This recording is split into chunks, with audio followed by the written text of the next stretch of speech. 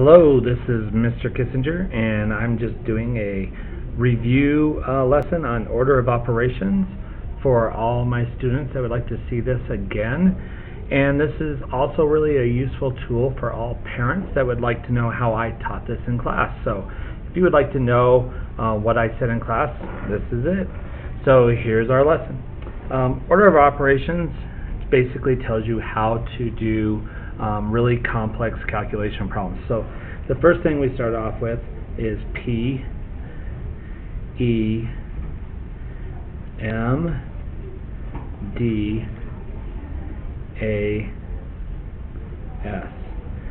And that PEMDAS has been pretty popular, and I use it as well, but as you can notice, it's not straight up and down, and I'll tell you why here in a second. The first thing is P. The P stands for parentheses. So our parentheses, or often I've heard it called GEMDAS as well, because it's the grouping symbols. So all of your grouping symbols go in here. And those are our parentheses like that, like we're used to. But it's also brackets. Absolute value signs are included in there as well. And lastly, and this is where math sometimes gets tricky, it's the division bar or the fraction bar, and the fraction and division are just basically very much a very similar thing. And in this case, when we have a problem like 5 plus 1 all over 2 plus 1, we don't see it, but there's an invisible parentheses that go over around the top and the bottom. So you do the top first, and you do the bottom, and you simplify those, and then you do this division, which is designated here by the fraction bar. After that, things get pretty straightforward. We have exponents after that, exponents, and in class I stated 3 squared, and our exponents are that little 2 up top. And that means we're going to do 3 times 3. This tells you how many times to multiply it. So our answer here is 9. The answer is not 6, even though a lot of people will say that. And they'll get it wrong that way. It's the most common made mistake. Our next one is multiplication. So we're going to multiply and divide. And AS is addition and subtraction.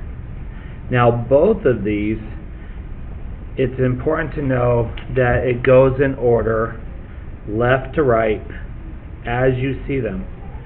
So this is why I choose to put M and D on the same line, excuse me, and A and S on the same line, because it's left to right as you see them.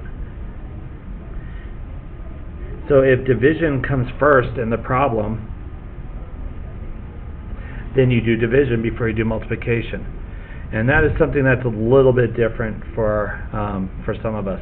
Same with addition, subtraction. If subtraction comes first in the problem, you do that before you do the addition. So let's do some practice problems to see how this plays out. Our first problem is 2 plus 7 times 5. Now I'm seeing this, I have an addition and a multiplication. I don't have any parentheses, no exponents. Multiplication, yep, I have a multiplication. So I'm going to do 7 times 5, 35, and I'm going to drop down that 2 plus just as it is put right there. And then I check here, the more I can only simplify one more time. My answer is 37, and that's my answer. In class, I'm telling students they're doing this correct if their work it flows down kind of like a funnel. And so this is what I'm looking for in class. Let's do another example.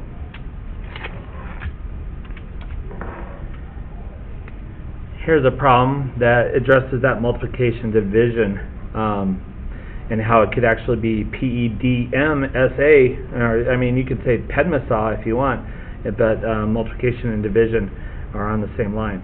So in this one here, we're going to do the division first, because that's the first thing I see in this problem. So 8 divided by 4 is 2, and again we're dropping down that times 2, and I'm just dropping it straight down so that way I can show my work. And this gets students and a really good habit that'll help prepare them for algebra. Last, 2 times 2, 4, and that is our correct answer. Again, everything funnels straight down. Our third example.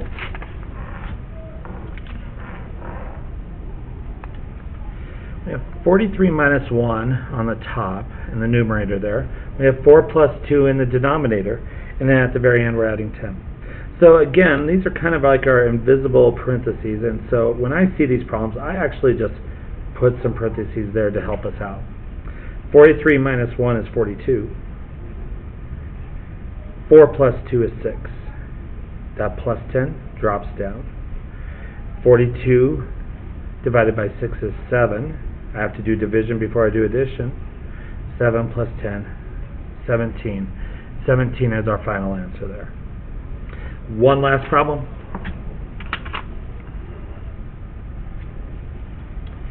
And in this one, I'm looking at it, I have an addition, I have exponents, division, and subtraction. But I'm looking at those parentheses first. So the first thing I'm going to do is 5 plus 6 squared divided by, now I'm going to do that 4 minus 2, which is 2. I always rewrite, even though I didn't do anything with these yet, I keep rewriting it so that way my work gets easier and easier and easier, and I keep that order going down. So I'm done with my parentheses. Next I go to exponents. I see some exponents right here. So this is going to be 5 plus 6 times 6, 36, divided by 2. Now from here I have an addition and division. So I'm going to do division first. 5 plus 18. If you want, you can do like little carrots to help people know what step you took next. But mostly, if you're showing your work, people will get in the habit of knowing and seeing exactly what you've done. And last, 5 plus 18 is 23. I hope this was beneficial for both parents and students that needed to see more examples. Thank you guys. Have a great day.